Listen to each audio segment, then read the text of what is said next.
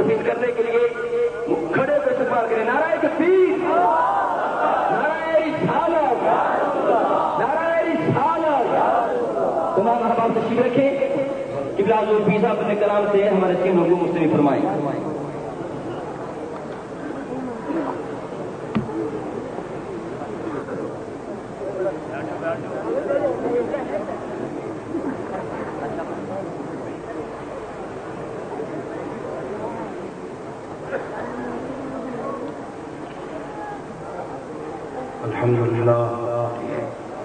अल्हम्दुलिल्लाह वकफ़ा वसलामुन अला इबादिहिल्लज़ीना इस्तफ़ा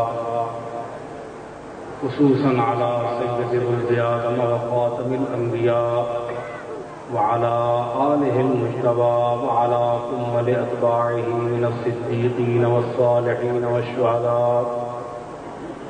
अम्मा बअद फ़अऊज़ु बिल्लाहि मिनश शैतानिर रजीम। बिस्मिल्लाहिर रहमानिर रहीम। वमा अर्सलनाका इल्ला रहमतन लिल आलमीन। सदक़ल्लाहु मौलानल अज़ीम। इन्नल्लाहा व मलाइकतहु युसल्लूना अलन नबी या अय्युहल्लज़ीना आमनू सल्लू अलैहि व सल्लिमू तस्लीमा। दुरूद बावाज़ बुलंद।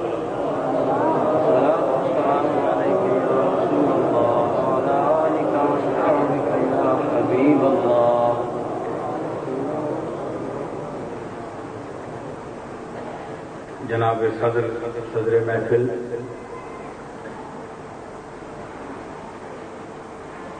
सैयद मुनव्वर हुसैन शाह साहब, उलमाए किराम, नात खान हजरात और सामीन गिरामी,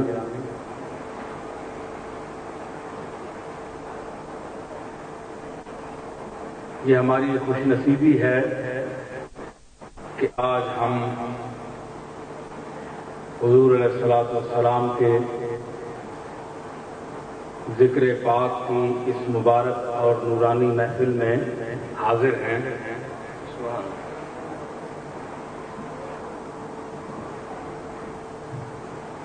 नात सुनाने के लिए ऐलान हुआ,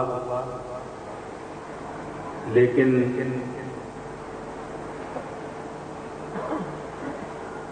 इकराम साहब ने मुझे ये भी कहा था कि नात से मुतल्लिक़ और हुज़ूर के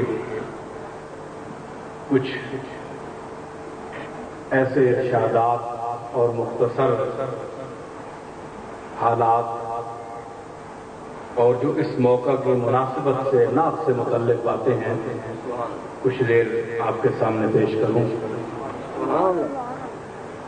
सबसे पहले हमने ये देखना है कि ये महफिलें मुनाकिद क्यों की जाती हैं,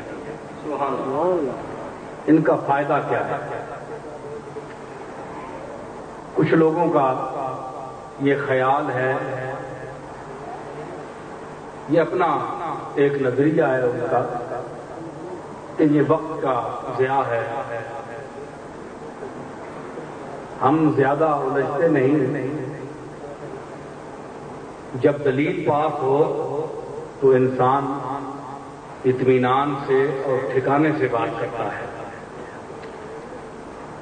जब माकूल लोग मुखातब हों, समझदार ज़हन सामने हों, तो कोई बात ये पेश की जाए तो हर तालीम याफ्ता ज़हन, शऊर रखने वाला ज़हन उसको तस्लीम करता है। ये एक इंसान का फितरी तकाजा है, अल्लाह ने उसको ये सलाहियत दी। इसका मुख्तसर जवाब ये है कि जब हम ये समझते हैं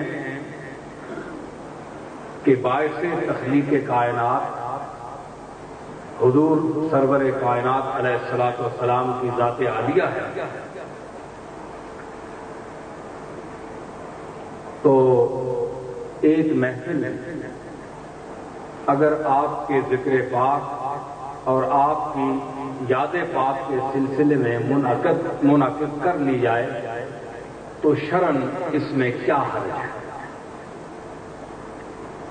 یہ محفلیں ہر دور میں اپنے اپنے انداز میں تمام اہل اسلام اہل ایمان نے منعقد کرائیں، اور آپ کا ذکر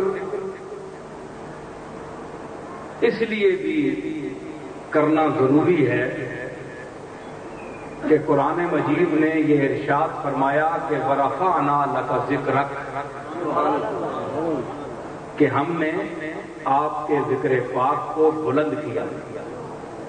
تو جس ذکر کو اللہ نے بلند کیا ہو تو اور کسی کی کیا مجال کہ اس ذکر کو بلند کرنے کی کوشش نہ کرے؟ اس کو تو ضرورت ہے ہی نہیں، اللہ نے بلند کیا ہے، لیکن یہ انسان کی اپنی بلندی ہے، اپنے انسان کی اپنے مقدر کی بلندی ہے کہ اگر وہ حضور علیہ الصلوۃ والسلام کا ذکر خیر کریں۔ چونکہ اس دور میں ایسے سوالات کیے جاتے ہیں اور ذہنوں کو الجھایا جاتا ہے، تو ان لوگوں کی ایسی باتوں میں نہیں آنا چاہیے، بلکہ یہ پیش نظر رکھنا چاہیے کہ آپ نے اللہ تعالیٰ نے جو آپ کو یہ مقام دیا تو یہ تو اس کا محض فضل ہے، اپنا عطا ہے۔ آپ نے پیغام کیا دیا؟ علماء جانتے ہیں، عوام سنتے بھی ہیں، علماء اپنی تقاریر میں بیان کرتے ہیں، خطابات میں ذکر کرتے ہیں۔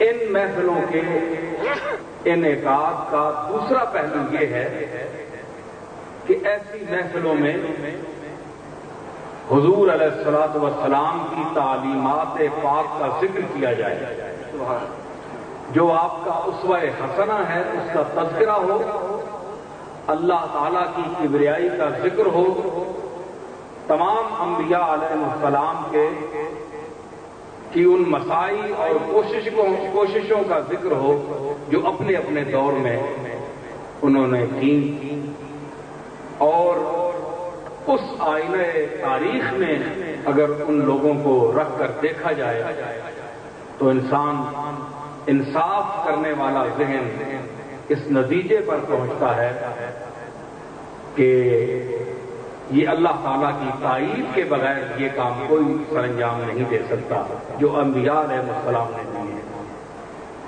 دیکھیں، ہر دور میں انسان بھٹکا اور بھٹکتا رہتا ہے، یہ اس کی عادت ہے۔ فَأَلْهَمَهَا فُجُورَهَا وَتَقْوَاهَا کے تحت اچھے برے خیالات اس کو بھٹکائے رکھتے ہیں، آتے رہتے ہیں۔ اپنے ہاتھوں سے بت بنا کر انسان نے پوجا شروع کر دی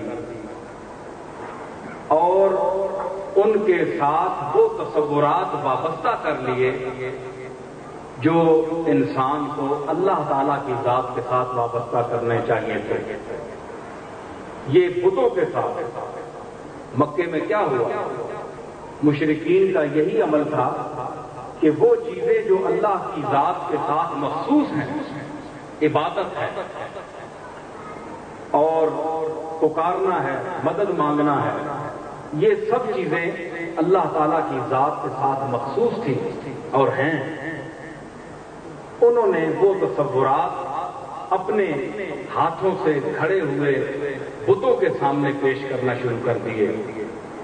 ان چیزوں کی روک تھام کے لیے اللہ نے انبیاء بھیجے اور پھر آخر میں حضور سید الانبیاء مبعوث فرمائے۔ آپ کو انتہائی سختیوں میں، مصیبتوں میں وقت گزارنا پڑا۔ آپ کے اعزاء نے، رشتہ داروں نے آپ کو بہت تنگ کیا، طرح طرح کی تکلیفیں دیں، مگر آپ نے اس پیغام کو نہیں چھوڑا جس پیغام کے پہنچانے کے لیے اللہ نے آپ کو مبعوث